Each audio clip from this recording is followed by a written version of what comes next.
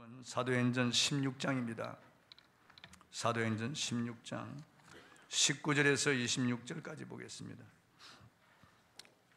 215쪽에 있습니다. 제가 가진 성경 215쪽. 사도행전 16장 19절에서 25절까지 제가 봉독하겠습니다. 여종의 주인들은 자기 수익의 소망이 끊어진 것을 보고 바울과 실라를 붙잡아 장터로 관리들에게 끌어갔다가 상관들 앞에 데리고 가서 말하되, 이 사람들이 유대인인데 우리 성을 심히 요란하게 하여 로마 사람인 우리가 받지도 못하고 행하지도 못할 풍속을 전한다 하거늘 무리가 일제히 일어나 고발하니 상관들이 옷을 찢어 벗기고 매로 치라 하여 많이 친 후에 옥에 가두고 간수에게 명하여 던던히 지키라 하니, 그가 이러한 명령을 받아 그들을 깊은 옥에 가두고 그 발을 착고에 던던히 채웠더니 한밤중에 바울과 실라가 기도하고 하나님을 찬송하며 죄수들이 듣더라. 이에 갑자기 큰 지진이 나서 옥터가 움직이고 문이 곧 다 열리며 모든 사람의 매인 것이 다 벗어진지라. 아멘. 바울 일행이 빌립보시에 들어가서 복음을 전하는 중에 기도처가 있는가 하여 기도처를 찾는데 점치는 귀신이 들린 여종이 따라오면서 소리치기를, 이분들은 지극히 높으신 하나님의 종들이요 구원의 길을 너에게 알리는 자라고 계속 소리치니까, 이게 몇 날 동안 그러니까 바울이 괴로워서 돌아서서 그 귀신을 명하여 예수의 이름으로 나가라고 하자 그 귀신이 그 여종에서 떠나갔어요. 그 귀신이 자유하게, 그 여종이 자유하게 된 거죠. 그런데 그 여종의 주인들이 자기의 소득이 끊어진 것을 알고 바울 일행을 잡아다가 저자로 끌고 가서 관가에다가 고소를 합니다. 오늘 본문 22절에 기록된 22절 한번 읽어볼까요? 시작. 무리가 일제히 일어나 고발하니 상관들이 옷을 찢어 벗기고 매로 치라 하여. 아니, 변호사도 붙이지 않고 신문도 하지 않고 재판도 하지 않고 옷을 찢어 벗기고 매로 치라고 합니다. 이건 유대인들에 대한 감정이 좋지 못했고, 또한 사람들이 소동하는 것을 보고 무슨 큰 중재인이 된 줄 알고 미리 이렇게 하는 것은 대단히 잘못된 일이죠. 그리고 깊은 감옥에 던지고 그 발을 착고에 채웁니다. 발목에 채우는 그런 수갑과 같은 거죠. 쇠사슬에 매여서 꼼짝하지 못하도록 묶어 놓았습니다. 본문 23절 24절 읽어보겠습니다. 시작. 많이 친 후에 옥에 가두고 간수에게 명하여 든든히 지키라 하니 그가 이러한 명령을 받아 그들을 깊은 옥에 가두고 그 발을 착고에 든든히 채웠더니. 기가 막힌 일입니다. 많이 쳤다고 하는 것은 39대의 채찍을 때렸다는 거죠. 그 중죄인에게 내리는 행벌입니다. 39대의 채찍이요. 한번 채찍에 맞으면 살이 터지고 피가 흐르고 3개 때리면 뼈도 깨어질 수 있습니다. 그러니까 덩어리가 다 찢어지고 살까지 다 터진 거죠. 이런 상태로 깊은 옥에 던져졌습니다. 제가 빌립보에 가서 깊은 그 옥에 들어가 깊은 옥을 보았는데 그 지하예요. 그러니까 얼마나 어둡고 캄캄하고 춥고 습기찬 그 차디찬 바닥에 또 발마저 착고에 채워져서 쇠사슬에 묶여져 있으니까 기가 막힌 일입니다, 여러분. 아니, 도대체 복음을 전하고 귀신을 쫓는 선한 일을 하는데, 아니 하나님이 왜 이렇게 허락하시는가? 아니 하나님의 명을 받아 여기까지 왔고 이 이방 땅 빌립보에서 이렇게 힘을 다하여 복음을 전하고, 얼마 전에는 루디아를 개종시켜 복음을 전하여 그 가정이 다 예수 믿게 해서 빌립보 교회까지 세웠는데, 이렇게 선한 일 착한 일 하는데 상은 주지 못할 망정, 아니 이렇게 매를 치고 감옥에 가두고 착고에 채워서 이렇게 비참하게 만드나? 원망불평할 수 있습니다. 그러나 원망불평하지 않습니다. 고난 가운데 계신 하나님을 의식했기 때문에 그렇습니다. 그들은 이런 고난 가운데 상처가 아프고 쓰리고 터지고 피가 나고 제대로 치료도 못한 상태지만은 그 가운데 깨어나서 그가 하나님께 기도하고 하나님을 찬송합니다. 얼마나 놀라운 일인지 알 수 없습니다. 지난 주일날 카나다의 큰빛교회 이멘수 목사님이 설교하는 것을 들었습니다. 우리가 이멘수 목사님을 위해서 금요철야 집회 때 기도도 했는데 그 이멘수 목사님이 풀려났습니다.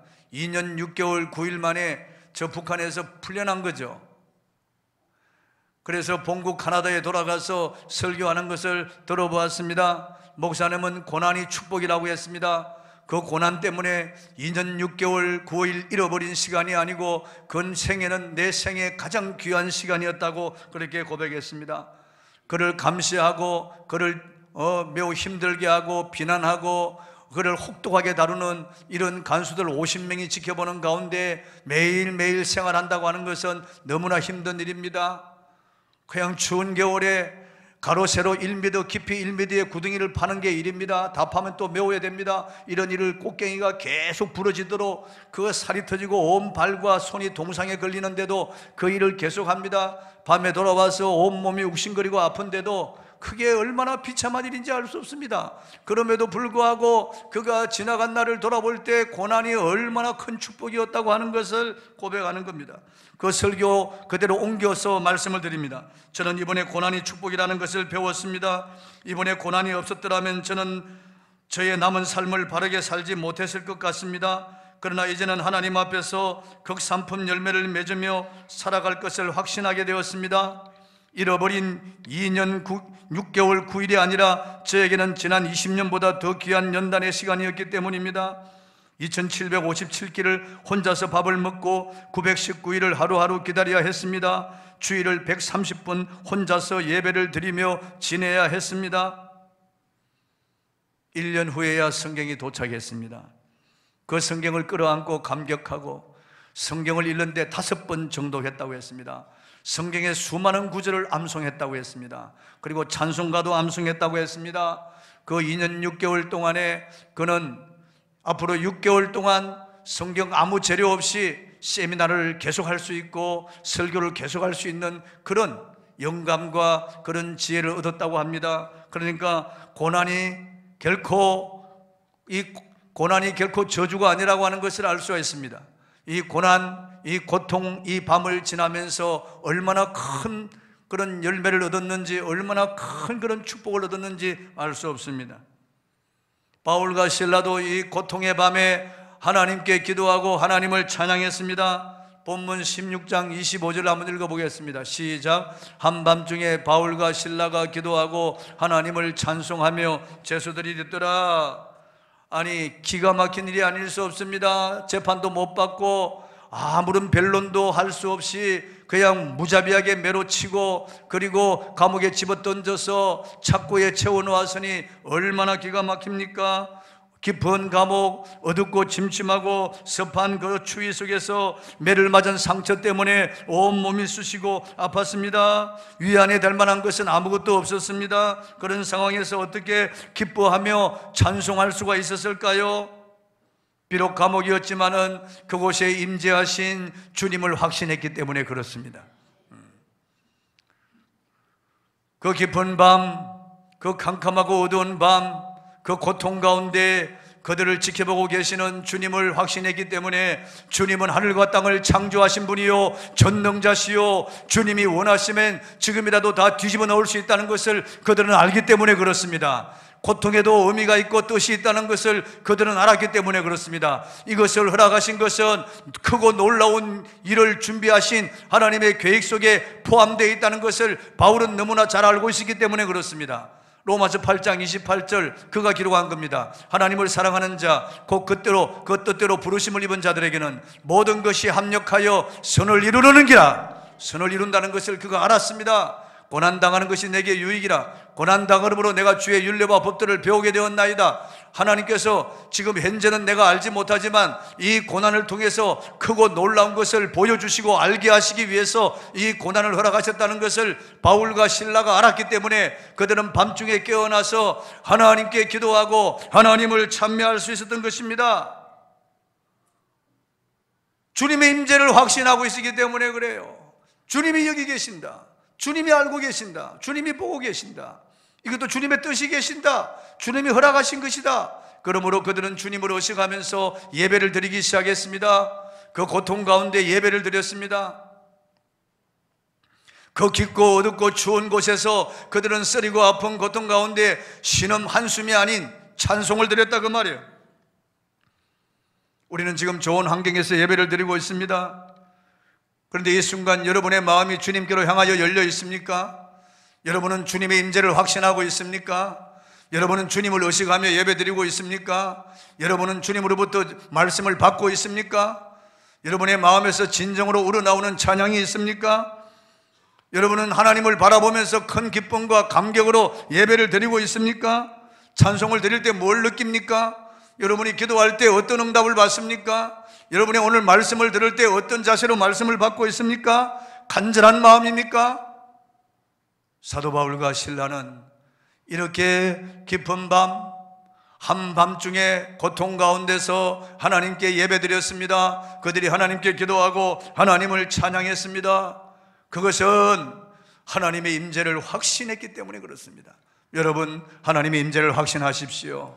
여러분의 가정에 비극이 일어나더라도, 고통스러운 일이 일어나더라도, 여러분 생각대로 되지 않더라도, 여러분 깊은 밤, 한밤중에라도 여러분, 하나님은 변함없이 여러분을 사랑하심을 믿으시기 바랍니다. 하나님은 여러분을 사랑하십니다. 여러분 곁에 계십니다. 멀리 떠나 계시지 않습니다. 그러므로 전능자 하나님, 천지를 창조하신 지존하신 하나님이 나와 함께 하시는데 뭐 두려울 게 있겠습니까? 뭐 서러울 것이 있겠습니까? 뭐 주님이 다 가져간들 우리가 무엇이 부족한 것이 있겠습니까? 주님 앞에 내어놓고 하나님을 찬양하고 경배하면 하나님이 얼마든지 바꾸어 주실 수가 있습니다. 믿음의 눈으로 주님을 바라보셔야 되겠습니다. 저는 로버트 모건의 홍해의 법칙이라고 하는 책을 읽었습니다. 그 책에서 로버트 모건 목사는 이렇게 말했습니다. 나는 종종 기도할 때 옆에 있는 의자를 응시한다. 그리고 하나님께서 그 의자에 앉아 계시다고 상상하면서 기도를 시작한다. 그러면 하나님과 친구처럼 이야기할 수 있다. 하나님의 모습을 공상으로 그리고 투시하라는 의미가 결코 아니다. 실제로 하나님께서 그곳에 임재해 계시다는 것을 인정하라는 뜻이다. 하나님의 임재를 인정하면서 하나님이 나와 함께 하신다는 것을 인정하면서 그렇게 기도한다는 거예요. 그럼 얼마나 우리 기도가 확신에 차겠습니까? 그렇게 하면 우리의 예배가 얼마나 은혜로운 예배가 되겠습니까? 여러분, 예수님은 두세 사람이 내 이름으로 모인 곳에 나도 그들 중에 있느니라고 약속하셨어요. 볼지어다 내가 세상 끝날까지 너희와 항상 함께 있으리라고 약속하셨어요. 예수 그대는 어제나 오늘이나 영원토록 동일하십니다. 내가 과연 너희를 버리지 않고 내가 과연 너희를 떠나지 아니하라고 말씀하신 주님은 그분 백성들과 함께 하십니다. 함께 하심을 믿으시면 아멘 하세요. 큰 고통을 당하여 육신도 아프고 마음도 아프고 기가 막힌 상황입니다. 원망 불평할 수 있고 한숨을 내쉬며 하나님이 어떻게 나한테 이렇게 대우할 수 있는가 그렇게 말할 수 있습니다. 그러나 결코 그렇게 하지 않았습니다. 절망적인 상황이 왔음에도 불구하고 바울과 실라는 하나님께 예배를 드렸습니다. 하나님께 기도하고 하나님을 찬양했습니다. 본문 25절을 다시 한번 읽어보겠습니다. 시작. 한밤중에 바울과 실라가 기도하고 하나님을 찬송하며 제수들이 듣더라고 그랬습니다. 보십시오. 제수들이 다 듣고 있어요. 우리가 입으로 하는 말을 사람들이 듣습니다. 천사들도 들어요. 귀신도 듣고 있습니다. 그러므로 우리가 말을 잘해야 됩니다.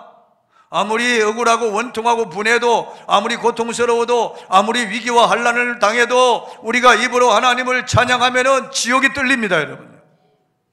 천사들이 놀라는 거예요.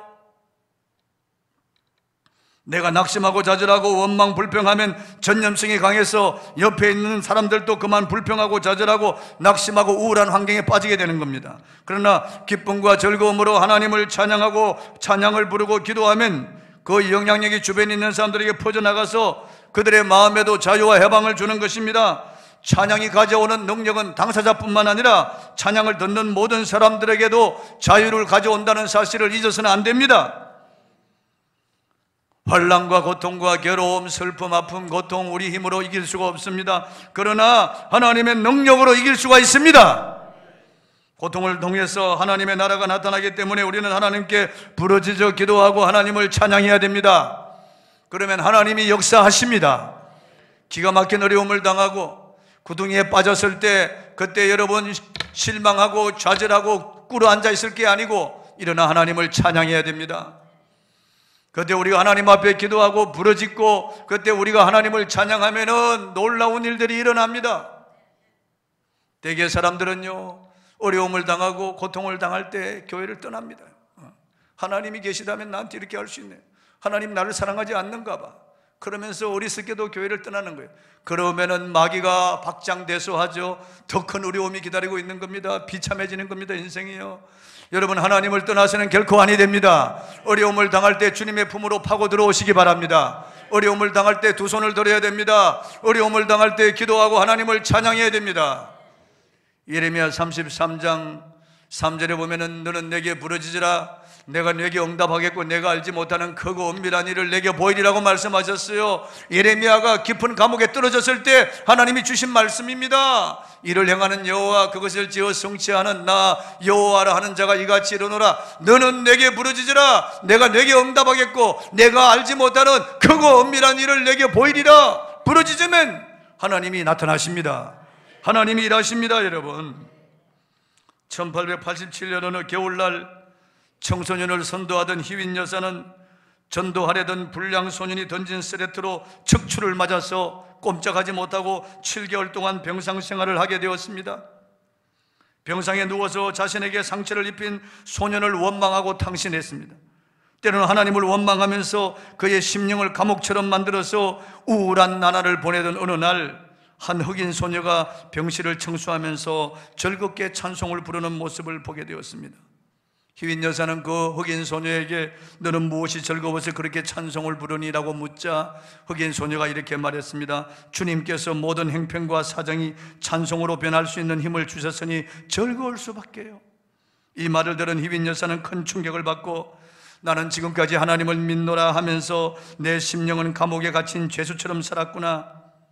그는 원망과 불평으로 살아온 것을 부끄럽게 여겼습니다. 그래서 자신의 믿음 없음을 깨닫고 크게 회개하면서 참회의 시를 쓴 것이 우리가 가진 찬송 370장 가사입니다. 주 안에 있는 나에게 딴 근심 있으랴. 십자가 밑에 나아가 내 짐을 풀었네. 그 두려움이 변하여 내 기도 되었고 전날의 한숨 변하여 내 노래 되었네. 주님을 찬송하면서 할렐루야 할렐루야 내 앞길 멀고 험해도 나 주님만 따라가리. 할렐루야. 내 앞길 멀고 험해도 찬송하면서 주님을 따라가는 저와 여러분이 되기를 바랍니다. 우리의 간정은 찬송으로 나타나야 돼요. 히브리 13장 15절에 그러므로 우리는 예수로 말미암아 항상 찬송의 제사를 하나님께 드리자. 이는 그 이름을 증언하는 입술의 열매라고 했습니다. 항상 찬양을 우리 입술에 달고 살아야 됩니다. 괴로울 때도 찬송하고, 힘들고 고통스러울 때도 찬송하고, 억울하고 원통하고 분할 때도 찬송하고, 내 앞길이 막히고 답답하고 캄캄할 때도 더 찬송해야 됩니다. 고통의 밤을 지날 때 찬송하면은 새벽이 반드시 오게 되어 있습니다. 미국의 풀마이어는 27세에 억망장자가 되었습니다. 그는 수익의 50%를 기부한다는 것을 원칙으로 삼는 기부왕입니다. 그런데 그가 그렇게 일찍 거부가 됐던 사녀를 들어보면 큰 고통이 있었기에 가능한 일이었다고 합니다. 일자리를 찾기 위해서 이력서를 내고 회사를 찾아다녔는데 57개 회사에 지원서를 제출했으나 면접에서 모두 거절당했습니다. 그 이유는 대학을 못 나왔기 때문이었습니다. 대학을 못 나왔을 뿐만 아니라 키도 작고 인물도 못난 그를 뽑을 리가 없었습니다. 그러나 포기하지 않고 9시간 결과 벤들의 한 정권회사에 취직이 되었습니다. 그는 열심히 일했습니다. 그 결과 세일즈 대회상을 휩쓸었습니다. 그 후에 교육, 컴퓨터, 금융 40개가 넘는 회사를 운영하게 되고 큰 성공을 거두어서 27살에 억망장자가 된 것입니다. 그는 성공 비결을 묻는 신문 기자에게 이렇게 말했습니다. 기도하고 찬미함으로 나는 이 자리에 올라왔다. 내가 캄캄한 밤을 보내고 사람들에게 멸시와 천대를 당하고 가는 곳마다 핍박을 받았지만 그때마다 하나님께 엎드려 기도하고 찬미했다. 이처럼 놀라운 성공을 이루게 된 데에는 고통의 밤에도 오직 하나님께 기도하고 찬미했기 때문이라고 했습니다. 여러분, 우리가 인생의 어려운 역경을 만날 때가 있습니다. 고통의 밤을 지날 때가 있습니다. 그럴 때 우리가 폴마이어처럼 기도하고 찬미하면, 엎드려 기도하고 찬미하면 반드시 문이 열리게 될 줄 믿습니다. 보통 젊은이들은 한 10번, 20번 입사 원서를 내고 떨어지면 포기할 거예요. 요즘 얼마나 우리 젊은이들이 쉽게 포기하는 줄 아십니까? 그런데 이 폴마이어는 그렇게 하지 않았어요. 계속해서 57번 떨어져도 그는 끝까지 구죽하면서 엎드려 찬미하고 기도하고 엎드려 찬미하고 기도하고, 그런 놀라운 일들이 일어난 겁니다. 바울과 실라가 고통 중에 기도하고 찬미했더니 놀라운 일이 일어났습니다.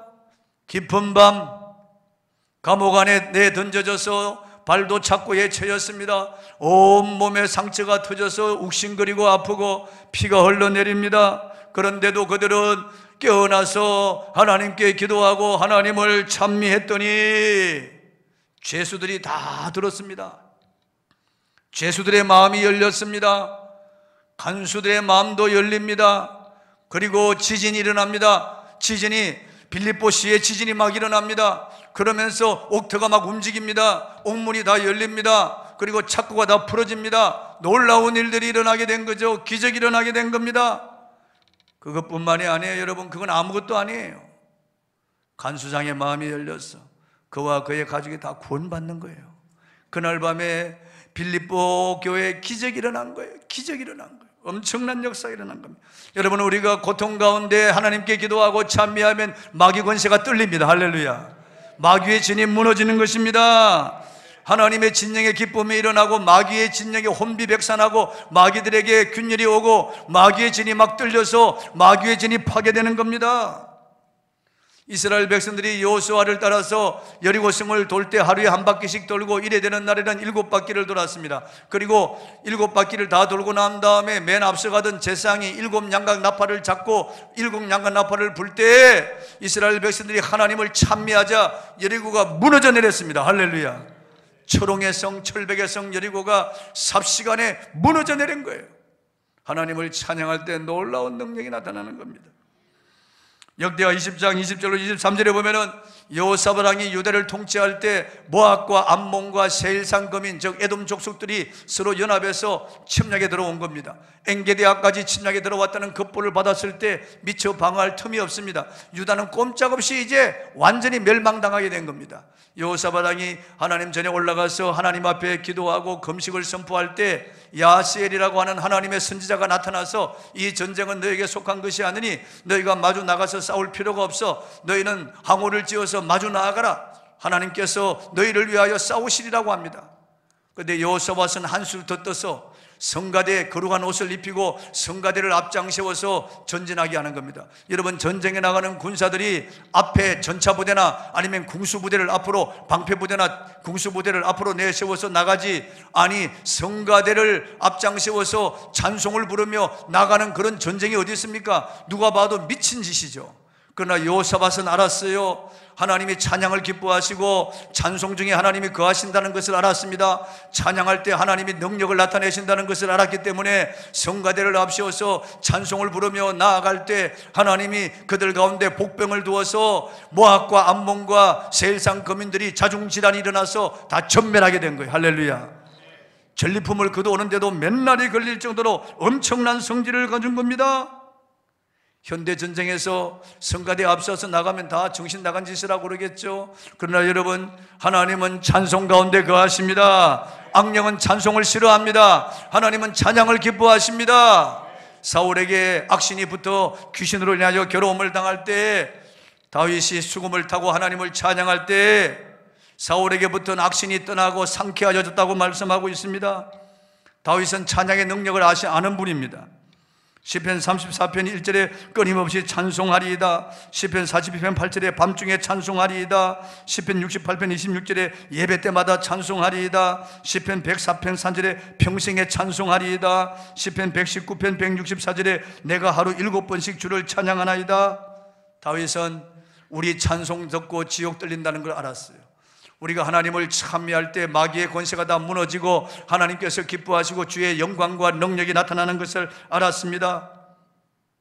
바울과 실라가 찬양하고 기도할 때, 기도하고 찬양할 때 옥터가 움직이고 감옥문이 다 열리고 창고가 다 부러지고 죄수들의 마음도 열리고 간수왕들의 마음도 열려서 그들이 다 예수를 믿게 되었습니다. 할렐루야. 시편 22편 3절에 이스라엘의 찬송 중에 계시는 주여 주는 거룩하십니다. 그러므로 우리가 기도하고 찬송해야 되겠습니다. 본문 26절을 한번 읽어보겠습니다. 시작. 이에 갑자기 큰 지진이 나서 옥터가 움직이고 문이 곧 다 열리며 모든 사람의 매인 것이 다 벗어진지라. 적어보세요. 다 열리고 다 벗어진 겁니다. 한 사람도 안 벗어진 사람이 없어요. 다 문이 다 열렸습니다. 다 벗어진 거예요. 여러분, 우리가 하나님께 기도하고 고통의 밤에, 괴로운 밤에 하나님 앞에 기도하고 하나님을 찬미하고 나아가면은, 우리를 얽으면은 모든 흑암의 세력들이 다 문이 열리고 다 벗어지는 역사가 일어날 줄 믿습니다. 원수 마귀가 우리를 괴롭히는 이 모든 것들 말이죠. 질병입니까? 경제적 어려움입니까? 아니면 우리 마음에 주는 우울함입니까? 답답함입니까? 클클함입니까? 여러분 생에 일어나고 있는 이런 여러분의 힘으로 미치지 못할 이런 큰 고통의 문제가 무엇입니까? 다 열리고 다 벗어지는 역사가 일어날 줄 믿습니다. 감사하고 찬양하십시오. 여러분, 고통 가운데 감사하고 찬양하십시오. 한밤중에 일어나 하나님을 찬양하십시오. 괴롭고 답답하고 근심이 쌓일 때 하나님을 찬양하십시오. 기가 막힌 일이 계속 일어날 때 더욱더 하나님을 찬양하십시오. 그러면 하나님의 역사가 일어날 줄로 믿습니다. 원망과 탄식과 불평하면 자기도 멍들고 다른 사람도 멍들이다. 어둡고 부정적인 것은 전염성이 강하기 때문에 삽시간에 퍼져나갑니다. 육신의 감옥이 아니고 영적 감옥에 갇히고 마는 겁니다. 그러나 어둡고 캄캄할 때, 고통스러울 때 바울과 실라처럼 감사와 찬양의 제사를 드리면 하나님의 능력이 나타나서 나도 벗어지고 다른 사람도 다 벗어지는 것입니다. 할렐루야. 다 벗어지기를 바랍니다. 모든 수단과 방법을 동원해서 하나님을 찬양해야 돼요. 다윗은 4,000명의 성가대를 조직했어요. 밤낮으로 악기로 하나님을 연주하고 하나님을 찬양하는 일만 하도록 했어요. 찬양의 능력을 알기 때문에 그래요. 다윗이 다스릴 때 이스라엘을 공격해 오는 자가 없었습니다. 모두가 다윗의 발 밑에 다 복종했습니다. 모든 나라들이 다 조공을 바쳤습니다. 인류 역사상 다윗처럼 그렇게 막강하고 위대한 왕이 없었습니다. 왕중왕이었습니다.